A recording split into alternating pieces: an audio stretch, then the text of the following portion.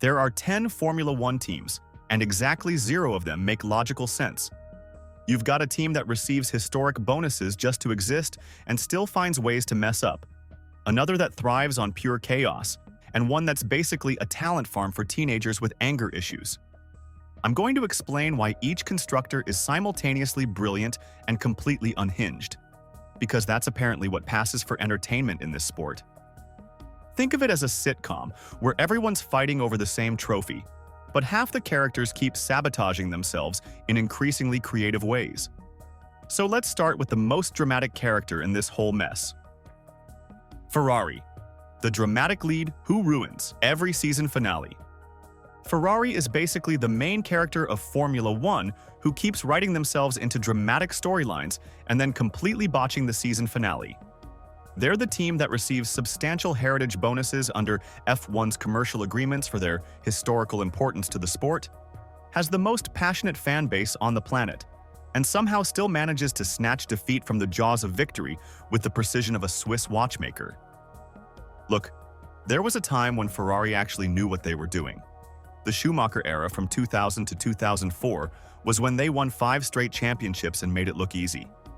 Michael and the boys had their strategy meetings, made their pit calls, and collected trophies like they were grocery shopping. Simple, effective, boring as hell, but it worked. But now they've perfected the art of the strategic blunder like it's an Olympic sport. They'll pit at exactly the wrong time, put on tire compounds that make no sense for the conditions, and make radio calls that sound like they're coordinating a church bake sale instead of a Grand Prix. You'll hear engineers asking drivers about tire temperatures like they're discussing the weather, while the championship slips away in real time.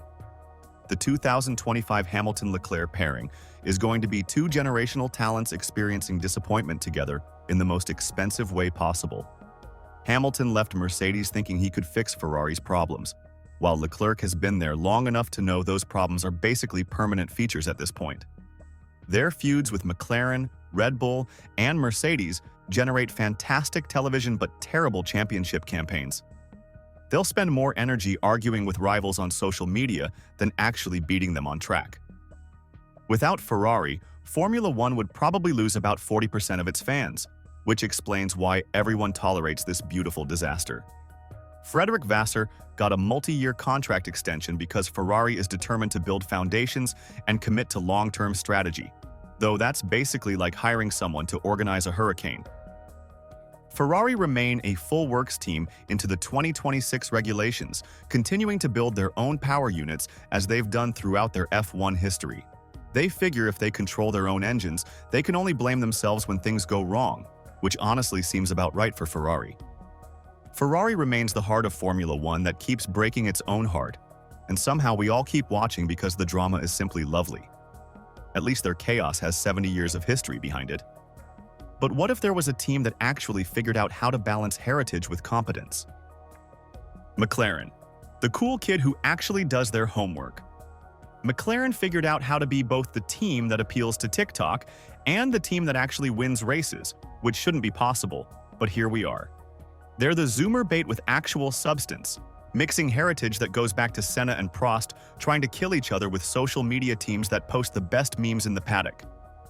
The Papaya Army follows them religiously, and unlike most fandoms, they actually get rewarded with decent race results.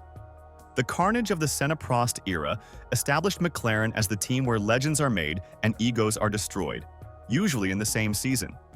Hakkinen dominated the late 90s, Hamilton won his 2008 championship by a single point, and then came the wilderness years that nearly killed them as a competitive force. Ron Dennis got shown the door, sponsors disappeared, and they went from championship contenders to fighting for scraps at the back of the grid. Their 2023-25 resurgence proves that sometimes good things happen to teams that make smart decisions consistently instead of dramatic gestures. They didn't blow up their entire operation or hire celebrity drivers. They just fixed their fundamental problems one boring meeting at a time. The orange cars started showing up at the front again because someone finally remembered how to build a decent chassis. The 2025 Norris-Piastri pairing looks like 2 guys who are probably too nice to each other, which is refreshing but also slightly concerning. They're not going to have the explosive drama that generates headlines, but they might actually work together to win races instead of destroying each other for social media clips. Andrea Stella's leadership represents the kind of steady hand that doesn't generate headlines but somehow generates podiums. He's not giving fiery interviews or making bold predictions. He's just showing up every weekend with cars that work properly and strategies that make sense. Revolutionary concept in Formula One, apparently. Their Mercedes partnership through 2030 brings continuity and stability to the team, which is like finding a unicorn in a field of divorces. While other teams cycle through engine suppliers like they're shopping for groceries, McLaren found something that works and decided to stick with it. McLaren cracked the code of being both historically significant and currently relevant without looking desperate or fake. They receive heritage bonuses under F1's commercial agreements like Ferrari, but they actually earn it by blending championship heritage with modern social media savvy. They're proof that you can appeal to young fans without sacrificing your racing credibility. Of course, not every team has figured out this balance between money and competence.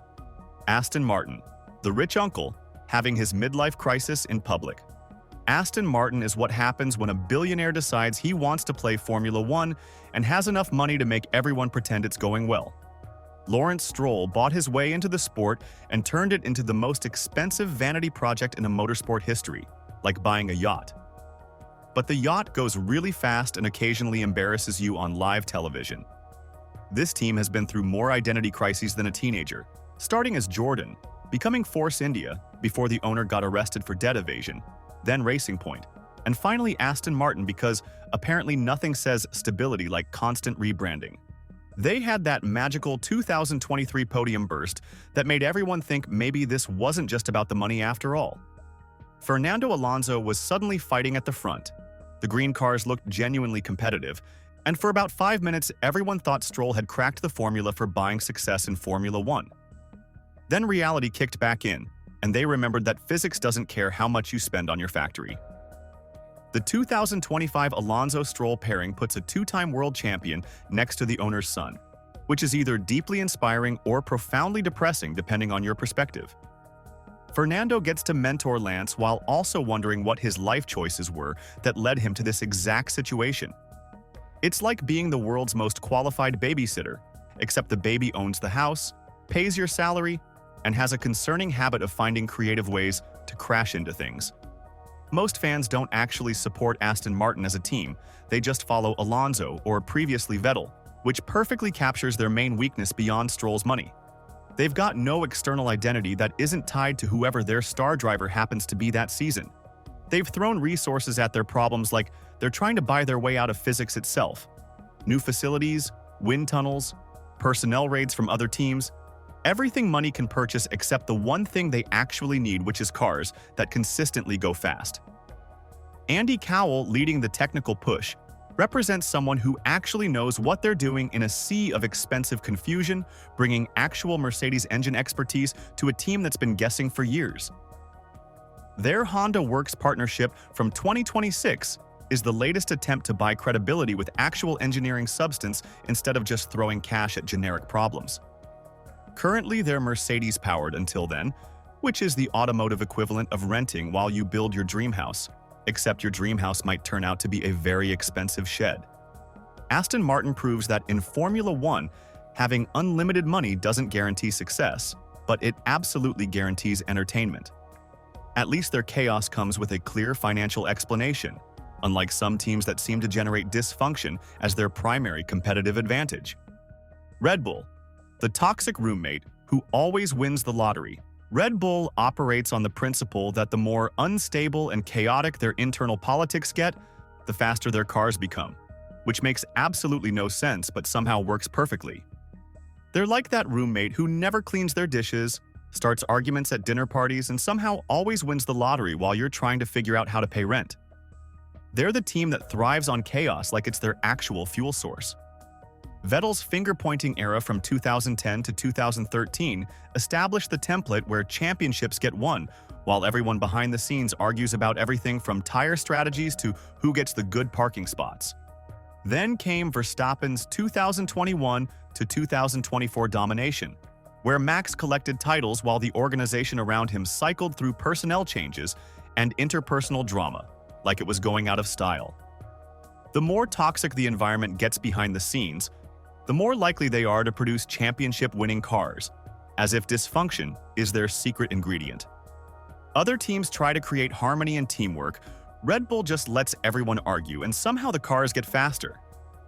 It's like they discovered that workplace tension translates directly into aerodynamic efficiency. The more unstable Red Bull is, the more successful they end up, which shouldn't make sense but perfectly captures their entire approach to motorsport. The 2025 Max Tsunoda pairing throws a relatively calm driver next to the guy who's won everything while everyone around him continues arguing about budget caps and personnel decisions. Yuki gets to experience what it's like being in the eye of a hurricane where the storm generates speed instead of destruction. Their knife-fight relationships with Mercedes and ongoing battles with McLaren generate headlines and lap times in equal measure. They'll spend press conferences taking shots at rivals while their engineers figure out how to make their cars even faster, because apparently spite is an excellent motivational tool in Formula One.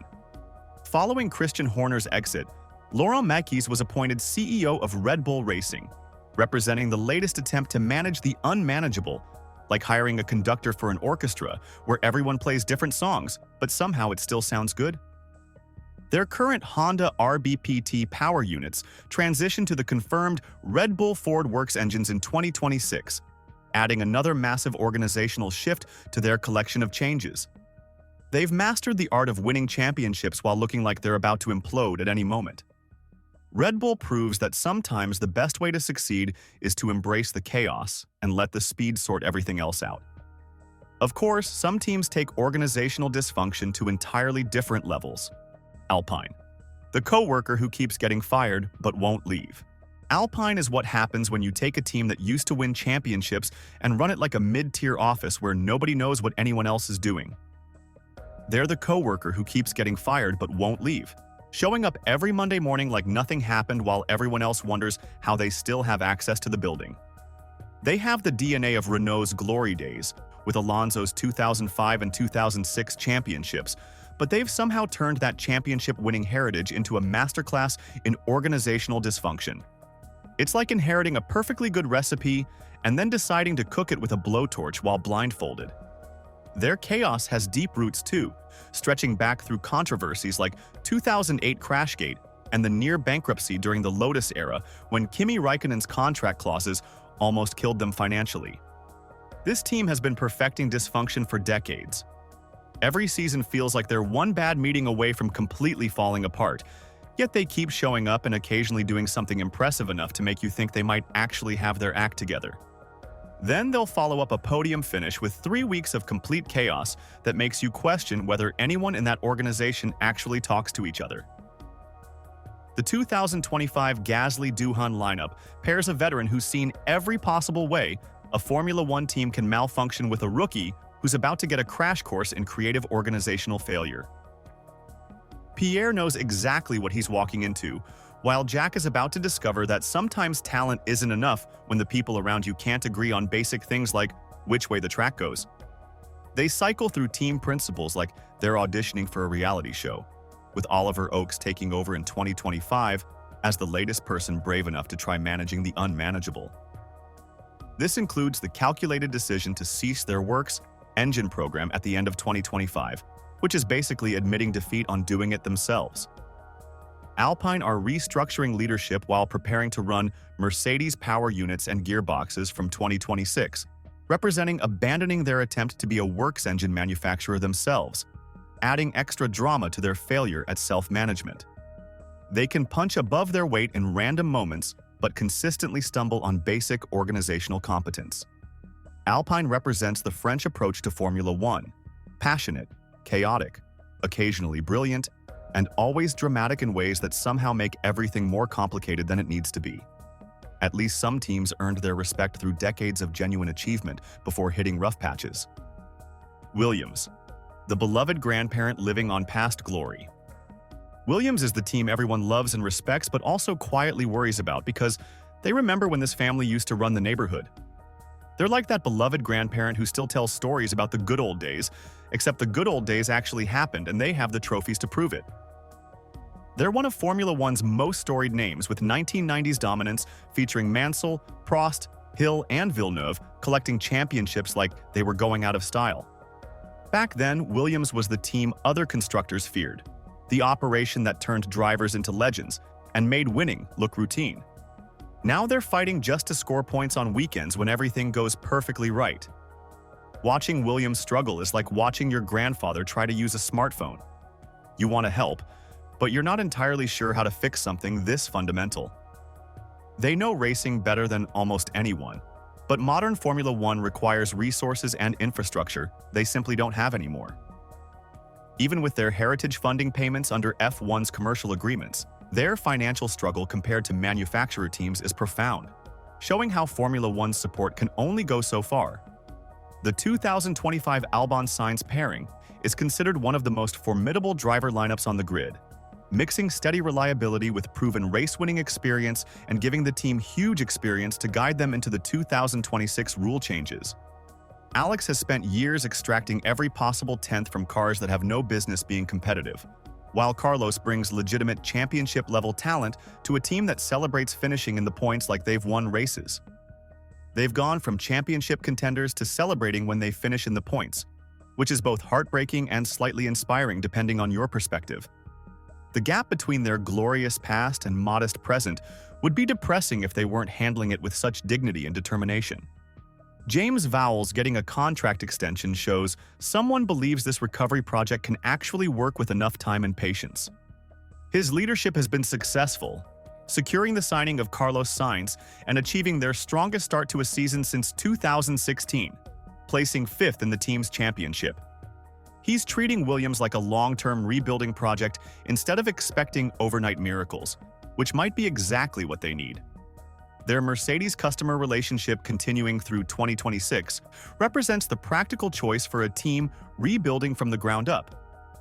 They're not trying to reinvent wheels, just making sure the wheels they have actually work properly every weekend. Their gradual measured climb from backmarker status represents the kind of slow-burn success story that doesn't generate headlines but generates hope. Williams proves that fallen giants can learn to walk again with the right people and enough patience, though some teams had to learn what happens when you fall from even greater heights. Mercedes, the former CEO who got demoted but keeps showing up. Mercedes went from being the undisputed rulers of Formula One to watching their empire crumble after their emperor left for Ferrari, and now they're trying to figure out what comes next. Their acquisition of Braun GP in 2009, Ross Braun had bought Honda for £1 that year and won the championship, gave Mercedes the foundation they needed. Mercedes then purchased a 75.1% stake in Braun GP and rebranded it as a works team for 2010, achieving the perfect strategic entry into modern F1. The 2014 to 2020 domination era made them look absolutely untouchable, like they had discovered some secret formula that nobody else could crack. Then Hamilton departed because the car was so bad, and the team was self-aware of its deficiencies, and suddenly they're just another team with a fancy logo and expensive facilities. Watching Mercedes adapt to not being the main character anymore is like watching a former CEO try to fit in as a regular employee at the company they used to run. They still have the same swagger and confidence, but now they're competing for attention instead of commanding it automatically. The 2025 Russell Antonelli lineup pairs the guy who was supposed to be Hamilton's natural heir with what can only be described as a living fetus. George spent years waiting for his moment to lead Mercedes to glory, while the insanity of putting all their future hope on this one kid represents a completely fresh start that doesn't carry any baggage from the championship years. Toto Wolff continues running the show like nothing has fundamentally changed while clearly everything has changed around him.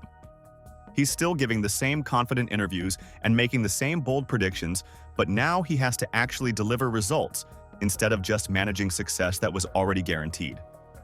Their ongoing rivalries with Red Bull, Ferrari, and McLaren have transformed from fights they used to win automatically into battles they actually have to work for every single weekend. The psychological advantage they held for years has completely evaporated, replaced by the reality that they're just another team trying to figure out the regulations. Their works engine program continues through 2026 while supplying McLaren, Aston Martin until 2026, and Alpine from 2026, which keeps them relevant in the power unit game even when their chassis struggles. They're trying to maintain their engine empire while rebuilding their racing identity without the driver who defined their most successful era. Mercedes proves that even the mightiest empires have to learn how to rebuild from scratch. And sometimes losing your emperor forces you to discover what your organization is actually made of underneath all the success. Of course, not every team needs massive budgets to make their mark. Haas, the scrappy small business that somehow competes with corporations. Haas is America's adorable underdog that operates on a fraction of everyone else's budget, but occasionally shows up and embarrasses teams spending 10 times more money. They're the scrappy small business competing with multinational corporations, like running a lemonade stand next to Walmart and somehow making better lemonade. Supporting Haas is like supporting a fat friend with an eating disorder. You're thrilled when they make progress, but back-of-the-grid finishes are the necessary reality 50% of the time. They debuted in Melbourne 2016 and immediately proved that sometimes you don't need to overthink the sport. Gene Haas looked at Formula One, decided it couldn't be that complicated, and built a team that actually worked from day one. No dramatic 5-year plans or revolutionary concepts, just decent cars that showed up ready to race while everyone else wondered how they made it look so simple. Every decent result feels like a minor miracle. Every bad result feels completely expected. And somehow, they keep finding ways to stay relevant in a sport designed to crush teams with limited resources. They'll finish 6th one weekend and dead last the next, but they never disappear entirely or become a complete embarrassment. Magnussen's 2022 pole position represents the kind of random moment that makes Formula One beautiful and proves anything can happen on the right day. Kevin grabbed pole at his second race back with the team, beating cars that cost 3 times more to develop, just because sometimes the stars align and small teams get to shock the world. The 2025 Ocon-Behrman lineup pairs Esteban Ocon, the first Grand Prix winner to race for Haas since their debut, with a kid who's about to learn what it's like to fight for every single tenth of a second. Esteban brings legitimate podium experience to a team where podiums are distant dreams, while Ollie gets to discover how much harder it is when your car isn't automatically competitive. They focused significant resources the previous year into making their current car better, and this new lineup represents a fresh tactical chance. Ayao Komatsu's leadership brings Japanese engineering discipline to a team that's always been more about heart than resources. His methodical approach to extracting maximum performance from limited budgets represents the kind of smart management that keeps small teams alive. Their Ferrari customer relationship continuing through 2026 proves that sometimes borrowing from the best is smarter than reinventing the wheel. They get championship-level engines without championship-level development costs. Haas represents the American dream in Formula One. Work harder, spend smarter, and occasionally shock everyone, including yourself. They prove that budget matters, but it's not everything, though some teams have built entire reputations around developing talent before watching it flourish elsewhere. Sauber, the guidance counselor, becoming a German engineering project. Sauber spent decades being the team that turned promising drivers into superstars, and now they're about to become Audi's attempt to prove German engineering works in Formula One. They're like the guidance counselor who helped everyone get into college, except now they're becoming the college themselves. They're the ultimate talent springboard where future champions learned their craft. Raikkonen developed his ice-cold racecraft here. Massa built his speed, Perez mastered his defensive skills, and Leclerc figured out how to extract pace from difficult cars. All of them moved on to bigger things, but they got their Formula One education in Swiss classrooms with limited budgets and unlimited expectations. The problem is, they've been stuck as backmarkers finishing P19 and P20, failing to score points consistently, which explains why the Audi lifeline became absolutely necessary for survival. The 2025 season represents the end of an era as they transition from independent Swiss operation to full German works project under the Sauber name, after Alfa Romeo sponsorship ended in 2023. It's like watching your neighborhood school get bought by a massive university system. Same teachers, same building, but completely different resources and expectations. The 2025 Hulkenberg-Bortoleto pairing mixes a veteran who knows how to extract everything from a car with a rookie who's about to get the education of his life. Nico brings the dubious record of being the driver with the most Grand Prix, starts without a podium, which adds veteran experience to the German project, while Gabriel gets to learn what Formula One is really like when you can't rely on superior equipment. They've become the team everyone respects but nobody talks about until their drivers start winning elsewhere. Sauber develops talent quietly and efficiently, then watches their graduates become household names at Ferrari, Mercedes, and Red Bull while they reload with the next generation. The transition from Ferrari customer engines continuing in 2025 to Audi Works power units in 2026 represents the biggest transformation in their history. They're going from borrowing engines to building their own destiny, which is like going from renting textbooks to writing the curriculum. The Audi Works program is VW Group's massive bet that they can engineer their way to Formula One success using Swiss operational expertise. German engineering precision meets Swiss attention to detail, creating something that could either dominate or explode spectacularly. Sauber represents the bridge between the sport's past and future, from independent talent farm to works team laboratory. Of course, not every development program operates with such measured patience. RB, the boarding school for teenagers with anger issues. RB exists to turn promising teenagers into world champions or completely destroy their confidence, and somehow this brutal system keeps producing the drivers everyone else wants to steal. They're Red Bull's junior factory where dreams come true or die horrible deaths, usually within the same season, sometimes within the same race weekend. This talent conveyor belt has processed an enormous volume of future stars, including Vettel, Sainz, Verstappen, Gasly, Albon, and Ricciardo, proving their system works even if the process isn't remotely pretty. The pressure cooker environment that created Vettel's 2008 breakthrough and Gasly's 2020 Monza miracle also crushes plenty of careers along the way. For every success story, there's 3 drivers who got chewed up and spit out by a system that treats talent like a renewable resource. You either adapt to the chaos or you disappear completely. Helmut Marko, Red Bull's chief headhunter, makes the ruthless promotion and demotion decisions that have cycled through this enormous roster of drivers at the junior team, treating careers like chess pieces in a larger strategic game. The 2025 Tsunoda Hajar lineup pairs someone who survived the system with someone who's about to find out if he can handle it. Yuki spent years proving he belonged while everyone questioned whether he was good enough, while Isaac gets to discover what happens when your every mistake gets analyzed by people who have zero emotional attachment to your career. They operate like a ruthless talent farm where performance is everything and sentiment is absolutely nothing. You'll get promoted based on lap times, demoted based on accidents, and replaced based on politics you probably don't even understand. The emotional support consists of faster cars if you're winning and uncomfortable meetings if you're not. Currently known as RB, this team has gone through constant rebranding from Minardi to Toro Rosso to Alpha Tauri to its current name, but the mission remains the same regardless of what's written on the cars.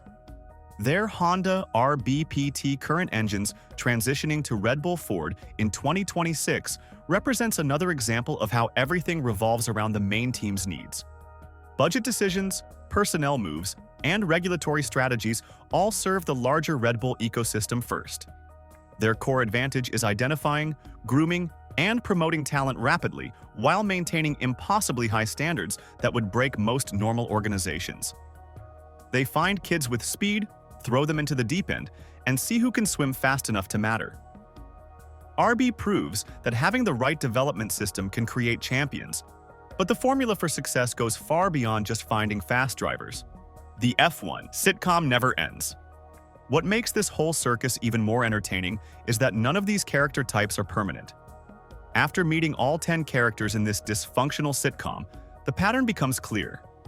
Success in Formula One requires the right leadership, power units, drivers, regulatory timing, and a healthy dose of luck all happening simultaneously. You can have 4 out of 5 and still end up fighting for scraps. The 2026 regulations are going to shuffle this entire deck again, which means some of these archetypes are about to completely change their storylines.